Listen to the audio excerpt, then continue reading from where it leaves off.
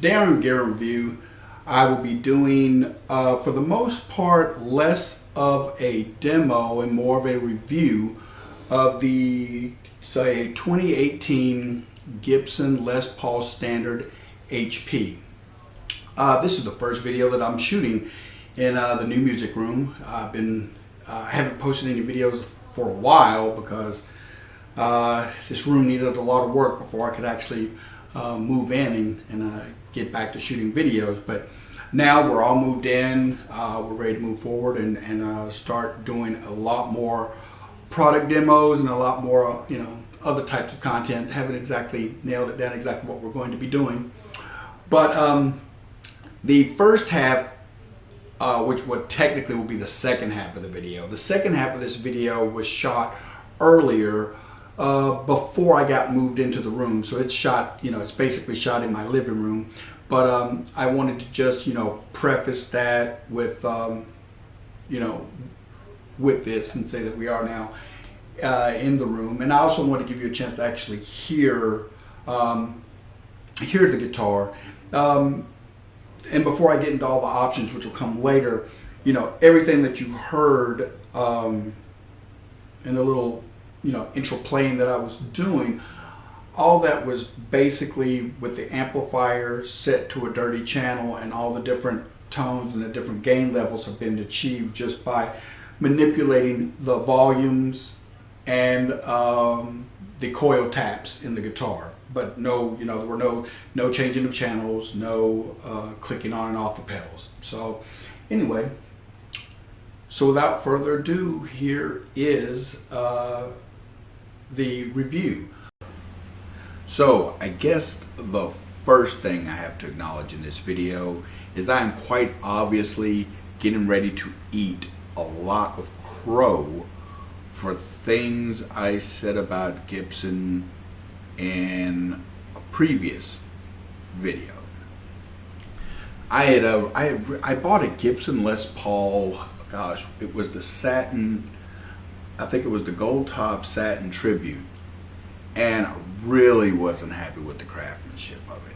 In fact, it really kind of turned me off of Gibson as a whole. But you'll also remember in that video I did very clearly state that if you bought a Gibson Les Paul below a certain price point, that these were the A, B, and C problems that you would have. And for the most part, I'm still not convinced that that's not true. But this guitar originally sold at a much higher price point. I think the original sale price for these was something like, originally they were about $3,400, $33, $34. And then I think they got reduced down to around about $2,400, $2,500. And now, if you go online now, and you have to look at specific stores, I think Zzounds has them, and I know American Music Supply has them at a super reduced price now of about $1,700. And if you check the if you check the Guitar Center used website, Guitar Center and a lot of other stores are still selling these used for over $2,000. So to get a brand new one, still under warranty, never been played, for $1,700 is a steal. Just my opinion. Now, on to this and why it's probably selling as cheap as it is. The main reason it's probably selling as cheap as it is that a lot of people did not like these guitars. This wasn't something that was embraced by Les Paul lovers. Everything about this guitar, the Les Paul purists hated, didn't vibe with. I'm not a purist, so I kind of sit on the other end of the spectrum, and I feel like this is the Les Paul Gibson should have made probably about 10 or 15 years ago. I feel like they took what other companies that were making what I consider to be better than Gibson Les Paul knockoffs, they took the things that those guys were doing that were like duh moments, and they did it. Basically, in my opinion, they fixed some of the things that were wrong with the Gibson Les Paul for me. Like, first and foremost, look at that heel joint. That is a thing of beauty, and it's comfortable. It's not a block, and other companies that have made Les Paul knockoffs have, you know, recessed the heel joint years ago. And I, you know, that was one of the things that always drove me crazy. What is taking Gibson so long to come to the table about this recessed heel joint? It is such a good idea. On the flip side of that, which is something I can't understand, Les Paul purists hated the recessed heel. Why? Why would you hate an innovation that made the guitar easier to play in the upper register? That is just that, you know, that is just that whole old man purist, tube amp purist attitude where it's just like, I don't like change. I like to leave it the same, young whippersnappers. It's just so ridiculous. I mean, that was quite obviously a design improvement for the better. Another thing that the purists didn't like about this model, they didn't like the fact that it didn't have pickup rings.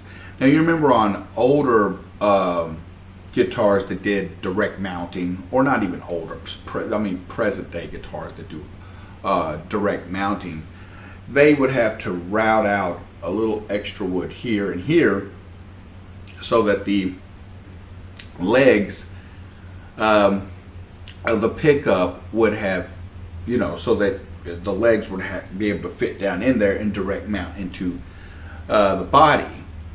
Well, Gibson did away with that. So what that allowed was, it allowed it to have a much cleaner look. I just think that looks so just neat and clean. No pickup ring, they're direct mounted, but at the same time you don't have that extra scoop of wood out. Once again, and the way they mount, just in case you're wondering, they mount through screws in the back of the guitar. Now, upside, downside. The upside of that is, of course, obviously I already stated, you have a very clean, aesthetic look. Downside is pickup manufacturers don't make pickups made to fit in this cavity like this. So you will have to do a little bit of dicking around with the pickups if you want to switch out pickups. Now, the awesome thing about that is there is a YouTube video, and I forget the guy's name. There's a YouTube video of how to convert a replacement pickup's base so that it fits down in here and bolt and mounts using the rear screws with no problem. I haven't tried it, so I really can't say, but in the video it didn't really look difficult. It was basically taking the metal that's on the pickup, the legs, and reshaping them and then putting a little solder in the joints to strengthen it. It was pretty much all it wound up being. And push comes to shove, if you want an easier fix, you could just take the back plate off of these pickups when you took them out, and then attach that plate to the new pickup. And that would probably be the quickest way, I would think. But you could still do the other one, and it's like I said, it's really not that big of a deal.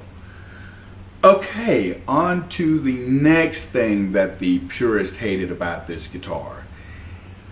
They hated that it didn't have the poker chip. Me personally, I've always thought of the poker chip the same way I thought about the pick guard.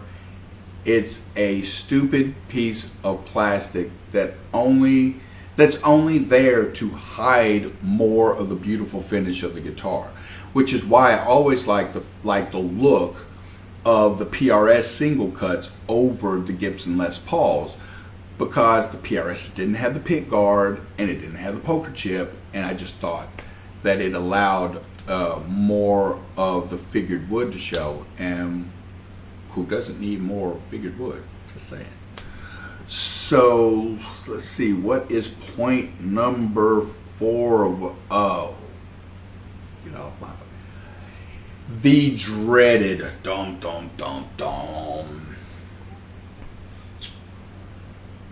robot tuners. I thought the internet was going to lose their mind over these robot tuners. And I'll be honest with you, I was working at Guitar Center when they first came out with, I think it was the Mini Tune was the first one. See, the thing is, the Mini Tune put a bad taste in people's mouths because it didn't work necessarily the way it was supposed to. It wasn't the best. It wasn't the best product. But the G4 system that's on the 2018s, I'll be honest, I bought the guitar completely with the mindset of, I'll get it, I'll order some locking tuners, and I'll take these bad boys out and drop in regular tuners, easy peasy, off to the races. But I got it, and I was like, I think I'm going to leave them on if they work. I mean, I'm not a beginner, so I don't need the guitar to tune itself for me. But I'd be less than lying if I didn't say that when I'm writing and I'm trying to figure out what tuning I want to use, and whenever I want to switch tunings, I just hit 2 buttons and it changes tuning for me. It's been kind of really convenient. It's really been a time saver, believe it or not. And it'll tune, it'll do regular, it'll do E flat, it'll do drop D, it'll do down a whole step, it'll do tuned in all fourths, and then of course it'll do all the open tunings, open E, open A, open D, open G, open B. And then it'll also do, because see, it has 12 programmed tunings preset in it, and then you can create 6 user presets of your own whatever special tunings. Now here's the thing, if you turn the tuners off, if you turn the G4 system off, then you can tune it manually. So it's not like you have to use the G4 system. You can tune manually. It'll feel a little different because the gear ratio is really minute. It's really fine. So you have to get used to it, and you will feel like a mechanical type gear moving feel to it when you move it, but they work great and they're very precise tuners when used manually. So I mean, there you go. You don't even have to use them.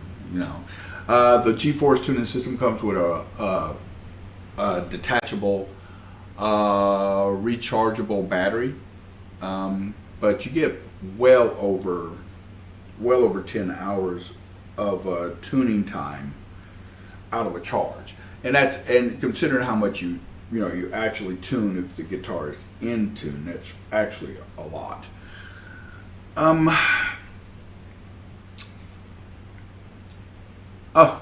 I couldn't forget this. The next thing that the Les Paul purists seem to have a problem with, they didn't like the really poppy, vibrant paint jobs. I read a lot of stuff where people like, they just wanted a tobacco burst, or they just wanted a wine red, or they just wanted a sunburst. One guy even said if Gibson couldn't afford to do the entire paint job, then why bother? I'm like, well, it's not that they couldn't afford to do the paint job. It was a completely new paint technique that they were doing. Well, not new necessarily to guitar, but new to Gibson, which was, instead of doing a sunburst, this is a fade. I have to tell you, the thing that made me want to try one of these, because when they first came out, I was still of the frame of mind that I was based on previous experience with certain Gibsons. And, I like guitars that pop. I just do. And I walked into the old Guitar Center where I worked in Knoxville, and I saw it from across the room. It was a Gibson SG-HP in the pink fade, and I was like, and I remember telling the guy there, say, man, I'm really not I'm not a big Gibson guy. I mean, don't get me wrong, I like Gibsons. I just get mad sometimes with it. I get mad sometimes of the lack of attention to detail for certain things as it pertains to left-handed guitarists, and I'll get into that in a minute. But I was like, I'm not the biggest Gibson guy in the world. I said, man, I would play the hell out of that. And he's like, man, you like that pink guitar? And I'll be honest with you, it's called Pink Fade, and I'm fairly certain there will be people on YouTube who goes, yes, that's definitely pink. But to my eye, it really doesn't look. It doesn't look all that pink. And if it is, who cares? It's pretty cool. It is a like AAA flame maple top, actual flame maple cap, and it's got. I mean, it's just beautiful. The craftsmanship, I don't have any complaints about the binding or anything. But like I said, I didn't expect to have any issues with this guitar, because this guitar was going to go well above the price point that I think the price point that Gibson seems to have a little QC, quality control, problems with. Another thing that they didn't like about this guitar that I thought made this guitar great was the asymmetrical neck. So what that means is the neck is thicker on where your thumb would be, and thinner where your hand would be, and or your palm, or not the palm. I guess this is the palm where this part of your hand would be. And what it does is it makes the guitar just really. It's like the neck almost feels like it's molding to the shape of your hand. It's very comfortable to play, very comfortable. Now, the fretboard, I'm not completely sure of the spec. I think one report I read said it was a 12 to 16 inch compound radius fretboard. I'm not sure I agree with that. After playing it, I'm not sure that it's a compound radius, but it may be. But if it is a 12 to 16 inch compound radius, you can rest assured that Les Paul purists hated that too. The coolest feature, and probably, I don't know if Les Paul purists hated this or not, so I'm not going to say they hated this one, but the coolest feature of this guitar, in my personal opinion, is the adjustable titanium 0 fret at the top. Why is that so cool? Because when you're trying to get your action as low as possible, which I'm one of those guys, I don't like to struggle, I don't like guitar. When I hear people talk about, I like to fight with the guitar, I'm like, well, you're going to have that. I want the guitar to just, it's so easy to play, I don't even know I'm playing it. The problem with getting some guitars set up is sometimes you're limited by the depth or how well the nut was cut at the top.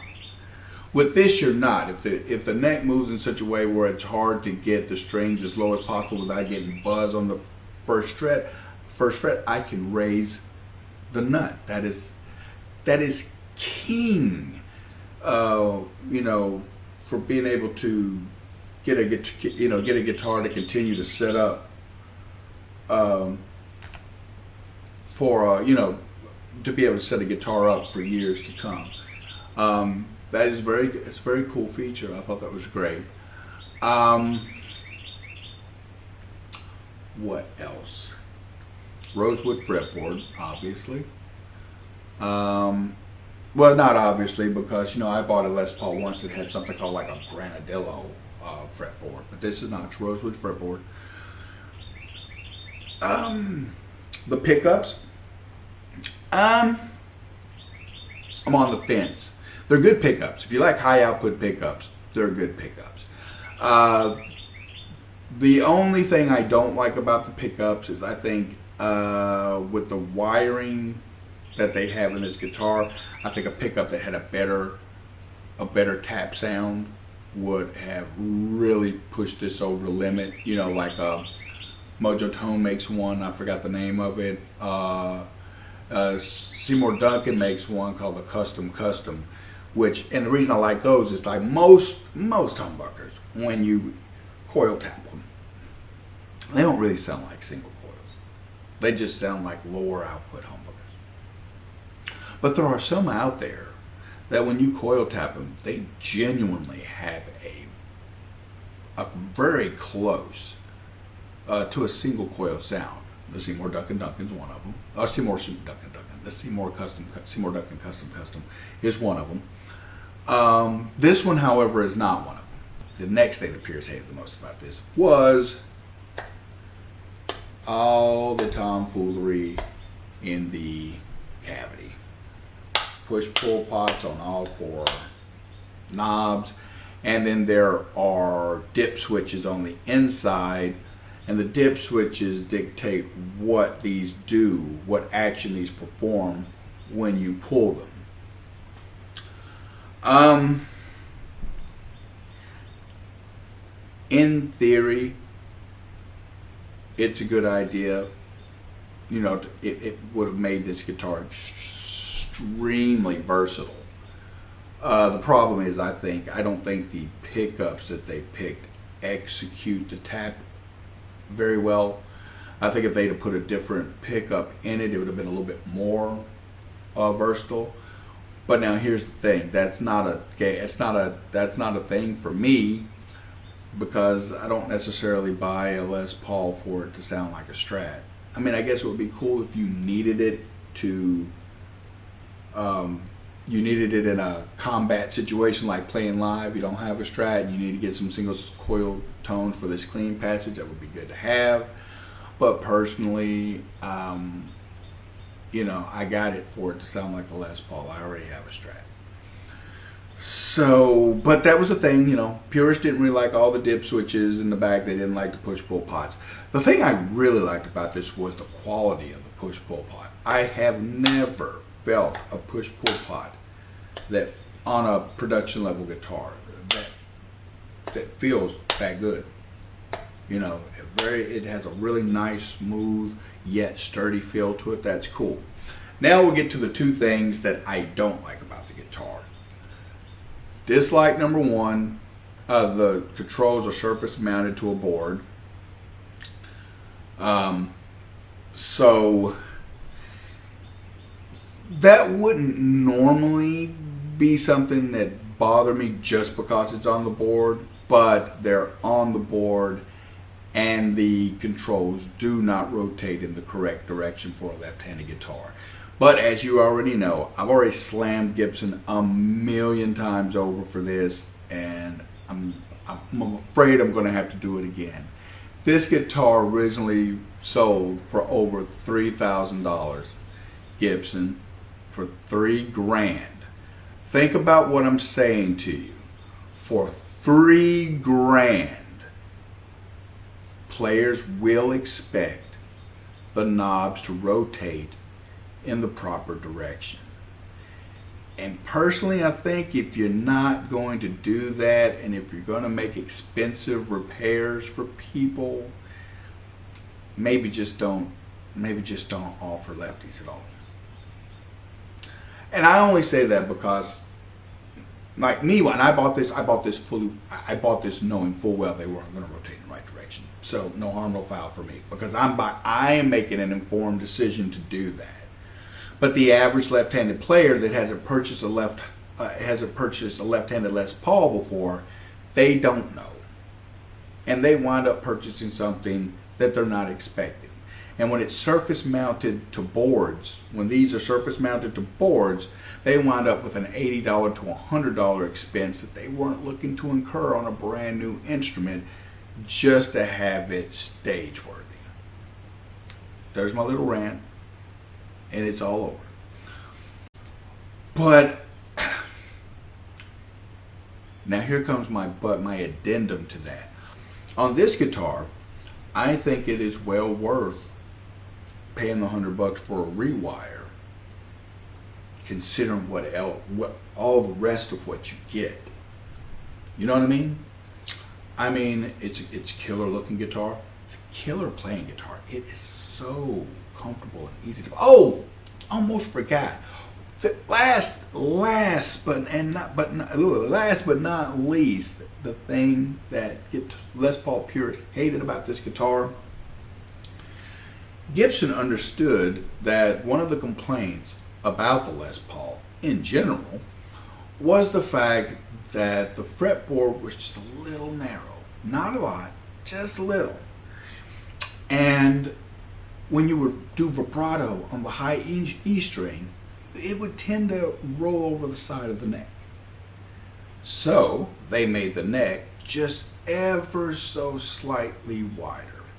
And when I say ever so slightly wider, I think Gibson's big mistake was announcing to people that they made the neck wider, because people were reacting like this was a huge difference. You would have thought Gibson added a whole inch to the freaking fretboard, but they didn't. I mean, it is almost not noticeable. I mean, you have to be pretty much one of those guys that plays nothing but Les Pauls, and you've been doing it for 20 years to pick up the neck and actually feel the difference in size, because what I'm telling you, it is minute, but it does work. It does the job. That little extra piece, that little extra space, allows for the vibrato without the strain coming over the end. There's also a belly cut on the underside. Just very, it's not a big one. It's very slight.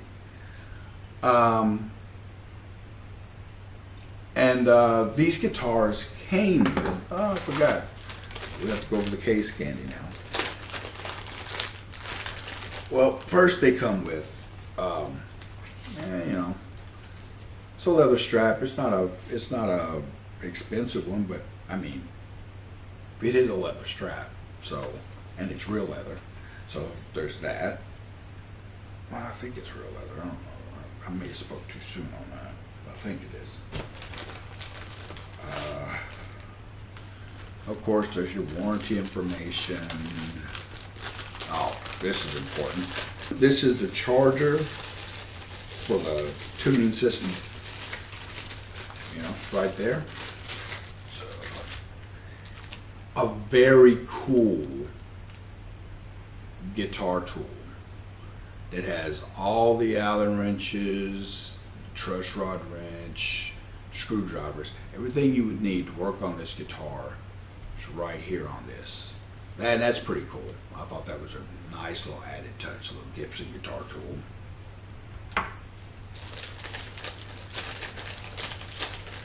As always, you get a picture of your guitar on the workbench as it's going through its inspection and setup.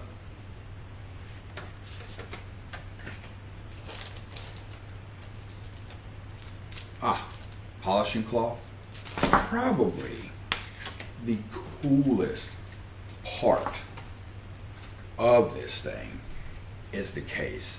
I'm really shocked that Gibson only did this case with this one guitar, but this case is a tank. It's a complete like metal alloy. You know, it's aluminum, I believe. It is frickin', it's heavy. It's what it is. It's heavy. It has wheels and a handle so you can pull it like, you know, like suitcase luggage. You know, very nice interior. Locks. I love these clasps. These clasps are cool. So you just close it when it automatically locks it, and then when you open it, you just do that. But that's pretty cool. Forgot. It also has modern weight relief in it, so it is light. But that's not to be confused. Don't let light be confused with thin, because it's not thin sounding in the least bit. But it's light. Which brings me to my point, which is, you know, for the last 10 years, a plethora of guitar companies have been making a Gibson Les Paul that was lighter. Think about the The Yamaha AES series. Think about those. Think about how many people in that back in the day ditched Gibson for the Yamahas because they looked good, they sounded good, and they were super light. The recessed heel joint, ESP Eclipse, recessed heel joint all day. Also with the flatter fretboard radius all day, and they just, you know, they made for quicker, easier playing versions of the Les Paul. You know, it's just, you know, instruments are supposed to evolve for the times, you know. And as guitar players, we have to not be opposed to change. We have to be accepting to it, because change is always for the better when it comes to the evolution of things. I mean, yes, you've got a guy that thinks that a Strat made in 1960 is the best instrument in the world. But I'd be the first one to say I don't agree personally, because I like a lot of the advancements that we've made since the 60s to today. I like the compound radius fretboards. I like noiseless pickups. I like locking tuners. You know, we made a lot of advancements on the guitar from the 60s through to today. You know, I like stainless steel frets. You know, I like, don't get me wrong, I like old cars. I like muscle cars. I do. I think they're awesome. But at the same time, I will not argue with you that a carburetor is an advanced improvement over fuel injection. You know, it's a moot point. I mean, a carburetor does what a carburetor does. Fuel injectors do what fuel injectors do. You know, I think cars are a very good example, and they parallel guitars, I think. Like, you think about back in let's say 69. Back in 69, if you got 300 to 400 horsepower out of a V8 engine, man, that thing was powerful. V8. Fast forward to today, you can get over 350 horsepower out of a 4-cylinder. Think about that. That's technological improvement. Definitely. No, there's no arguing. You can argue which one you like better, but you cannot argue whether or not that is an advancement of the auto industry's technology. The same thing for guitars. You can say that you don't like a feature on a new guitar, but you cannot deny that it is guitar manufacturing advancement. It's evolution. You know, you could say, I prefer, I grew up playing the big heel joint, and I just kind of like it. I just feel it under my hand. You could say that, but don't deny that the recessed heel joint is for obvious reasons an improvement on the design. Yeah, and I think that's what happens to Gibson a lot of the times. I think a lot of the times when they come up with something that is really cool, I mean, history. If history is anything to look at, half the time when they come up with something really cool, it's not till years later that it catches on with Gibson people. You know, a good example of that. Look at the Flying V. Flying V, when it was first introduced, was pretty much a flop. Years later, it gained, became very popular. It gained notoriety, got a little bit of traction. It's like the Gibson users had to pretty much catch up with Gibson, or Gibson had to wait till time proved their design relevant. I don't know which one it was. And I kind of, in my opinion, I kind of think that's what's going to happen with these. I think the sales weren't bad, but they weren't stellar. They weren't what Gibson was expecting, and they got a lot of pushback from people.